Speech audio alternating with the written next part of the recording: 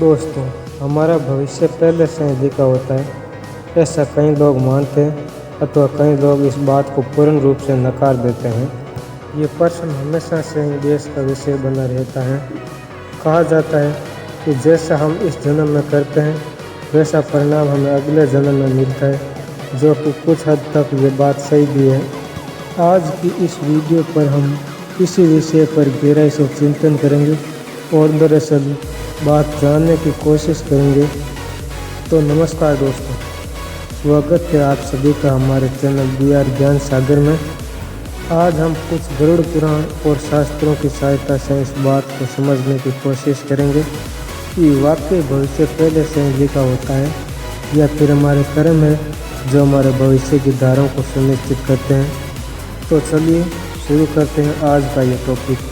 दोस्तों, कृष्ण कथा में हम देखते हैं कि आकाशवाणी हुई थी कि देवकी का 8वां पुत्र कंस का वध करेगा, लेकिन कंस ने यह बात सुनकर कहा कि मेरा वध तब करेगा जब मैं उनको उत्पन्न होने दूंगा।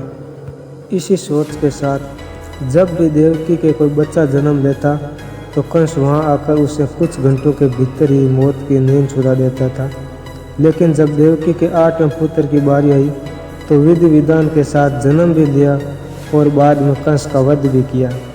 ऐसा इसलिए क्योंकि कंस की मृत्यु की भविष्यवाणी हो चुकी थी, साथ ही कंस के जन्म से लिख दिया गया था कि इसकी मृत्यु कैसे होगी और किसके हाथों होगी।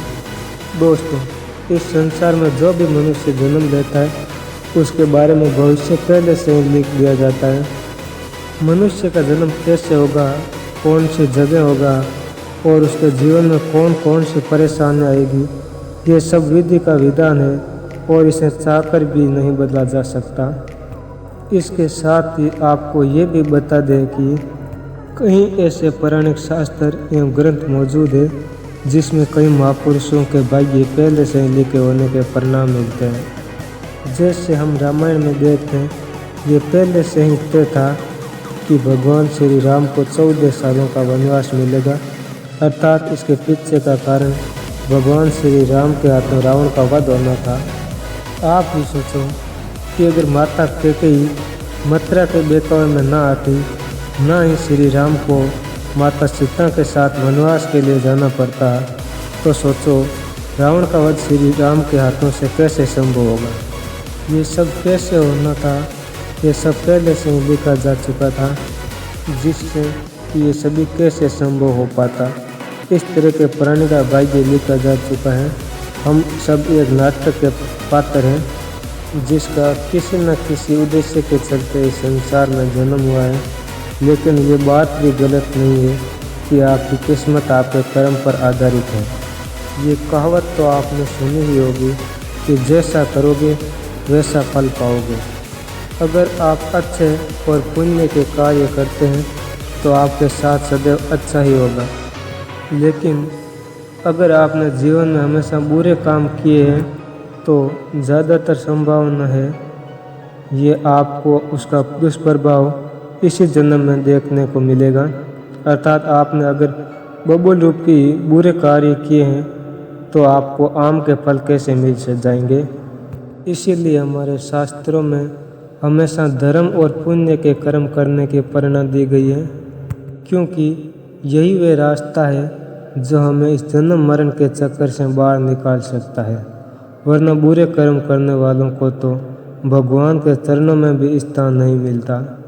यही नहीं दोस्तों, तुलसीदास जी ने भी इस बात को स्पष्ट रूप से एक चौपाई में कहा है कि कर्म ही प्रधान है, यानी कि जैसा मनुष्य कार्य करेगा वैसा उसे फल मिल जाएगा।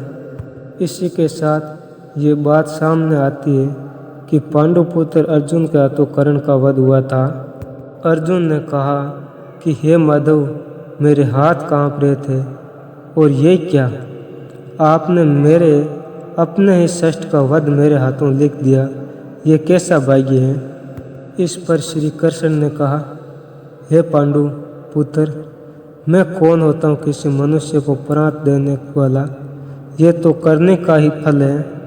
जिस तरह उसने जीवन में कर्म किए उसे उसके फल स्वरूप परिणाम मिल गया। और हाँ, जीवन में किस तरह पर फूल मिलेंगे या कांटे, ये मनुष्य खुद कर्मों के द्वारा तय करता है। श्री कृष्ण ने कहा, तुमने अधर्म के विरुद्ध में सवार उठाया और धर्म का रास्ता चुना, जबकि कर्ण ने अधर्म का रास्ता, तो ऐसे में मैं क्या कर सकता हूँ था। लेकिन फिर भी मैंने विकल्प दिया, परंतु उसने हर बार दुर्योधन और उसकी मित्रता को आवश्यक समझा। भागवत गीता के इस अध्याय से हमें ये सीखने को मिलता है कि भगवान हमें कुछ अवसर जरूर देते हैं, जिससे कि हम अपने द्वारा किए गए बुरे कर्मों का पश्चाताप करके सही राह पर आ सकते हैं। दोस्तों, वीडियो कैसा लगा कमेंट कर ज़रूर बताएं। अगर वीडियो पसंद आया तो वीडियो को लाइक और चैनल को सब्सक्राइब ज़रूर करें। धन्यवाद।